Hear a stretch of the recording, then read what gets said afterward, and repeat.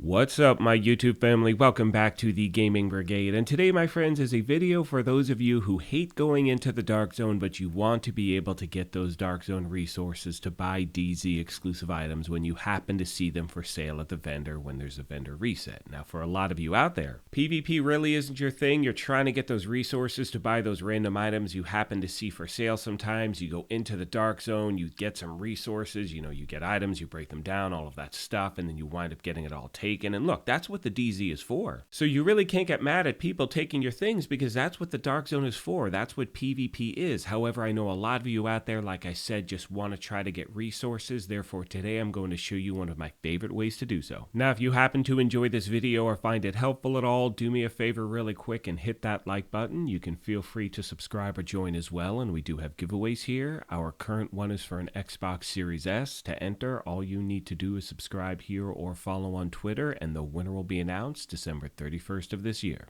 Now, the main reason I'm putting this video together this week is because one of the items for sale at DZ South is the Dark Winter, and I know a lot of agents are trying to get that weapon. They've opened named caches, they've opened legacy caches, they haven't been able to get the thing, and it's for sale, and they want to get those DZ resources. However, as I said before, they get to the DZ, they do farming, they run into rogue agents, it's lights out, there's nothing they can do. Now, as we begin, there are a few important factors I want to go over. First of all, you're going to need to start a new character, and you also have to own Warlords of New York, or at least have the level 30 boost packs. You can get your character to level 30 when you get to DC. Now, as you can see on the screen, you're going to have two choices in front of you. You're going to have Main Campaign and Warlords of New York. Now, you want to choose Main Campaign because that is going to take you to Washington. Now, after you do that, you're going to create your character, and after that, there's the opening cinematics. There's a little bit of gameplay. We're talking like 20 minutes or so max. Now, once you get through that, you're put at the base of operations, you'll talk to Manny, you do a few more things, and then you're able to actually just jump into the game. Now, at this point, this is where you're going to want to boost your character to level 30. You do not want to go to New York. Do not get on that helicopter. All you do is this. You're going to open up your menu. You're going to select store. After that, you're going to scroll over to add-ons. Once you're there, you are then going to pick the level 30 boost. You can see I own all this stuff just because I have Warlords. Some of these things you may have bought individually. I'm not sure how it's going to look, but this level 30 boost is what you're looking for. You're going to boost your character. And once you've done that, you're going to be loaded back into the game with a level 30 character. Now, what's great is you will have some high-end items in your inventory. It's not going to be a build. And remember, because you're at level 30, you're not going to be able to use the stuff you have in your stash unless it happens to be level 30. Most of it's probably level 40 from your main character. So unfortunately, a level 30 character cannot use those items. So the toughest thing is initially when you start this, you don't have the best gear. Now, all of the stuff I'm using in this video is the gear that was given to me when I first joined in. You can see this build makes no sense whatsoever. This is what I use to farm. This is the first time I,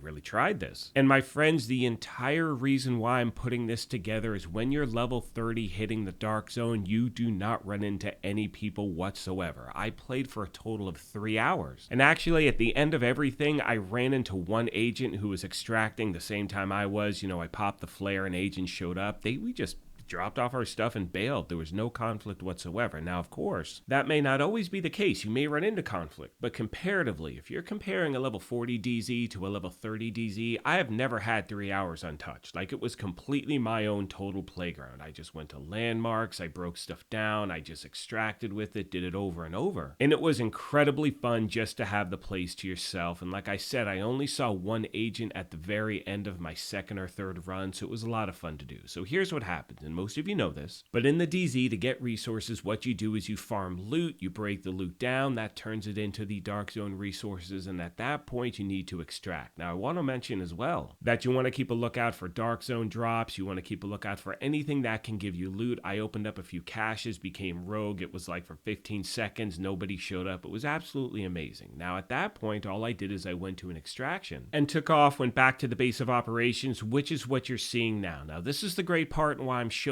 you this. You can actually, because you have the stash, now I talked about the fact that you cannot use any level 40 weapons you may have in here. or any level 40 gear for that matter, but you can share the items that are in the special deliveries. You can see here, and I'm just going to click on it, here are the DZ resources that I extracted with this character. Now I'm not going to take them out of the cache, I'm going to leave it there. And at this point, all I'm going to do is log out and log back into the game with my main character. Once I do that, you will see once I open up the stash, I will go over to deliveries. I will see those Dark Zone resources. I can add them to my main character, and my friends, I can do this as many times in a row as I like. And I know for those of you out there who want to just get into a DZ for the resources, this is going to be incredibly helpful. Plus, it's a lot of fun. And again, it's not about getting certain loot, because the loot is going to be at a lower level, and that's where you want your character to be, so the DZ is totally empty. But in my opinion, this has been the best way to farm for resources. It's been a lot of fun. I sincerely hope it helps out. Now, one thing I talked about at the beginning of the video is that there are other ways to try to get these named items. You know, we have Countdown. You can earn Countdown resources. You can buy named caches, things like that, and maybe get lucky on a specific thing you're looking for. You can also farm in the Dark Zone itself, and this would be with a regular level 40 character, and you could farm on days with the SMG. Let's say you're looking for a Dark Winter and you want to farm it. You only can farm for it when the SMG is the targeted loot in a Dark Zone on a specific day. So when certain things do become available for sale at the Dark Zone vendor, it's great to have this option so you can get some resources, buy some stuff you're looking for. As always, I sincerely hope this video helps you out, and if you have any questions, comments, or feedback, please let me know. Now, as I start to wrap this video up, there happens to be another way to farm for these resources where you do not need to extract with them. In the DZ, there are these little caches scattered all around the map, and they have one Dark Zone resource in them. Once you open it, the resource is put into your inventory. Now, I'm in the process of putting a video together showing you some of the best routes where you can do that. Now, there are a few caveats with that. First of all, an agent could have gotten to it before you, so it may not be there. They're on a timer, so I don't know how long that timer is when it can reopen, but that's another option. And as I said, I'm in the process of putting that video together now. Two final things really quick. First of all, I know there's another way to also, with a level 40 character, to change your server and try to find an empty one. I've never had luck with that whatsoever. And the most important thing I want to mention in this video, and you know me at this channel, I always give credit where credit is due. I saw this method from Anytime Gaming. I'm going to leave a link to his channel in the video description down below. He put out this video a year ago, so he's way ahead of the curve. This may be something you already know. However, for me, I had no idea you could do this. I'm glad I stumbled upon it, and as always, I wanted to share it with you as quickly as I could.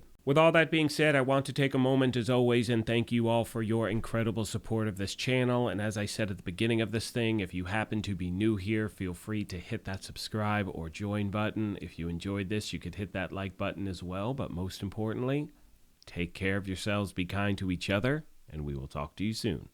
Thanks again, everyone.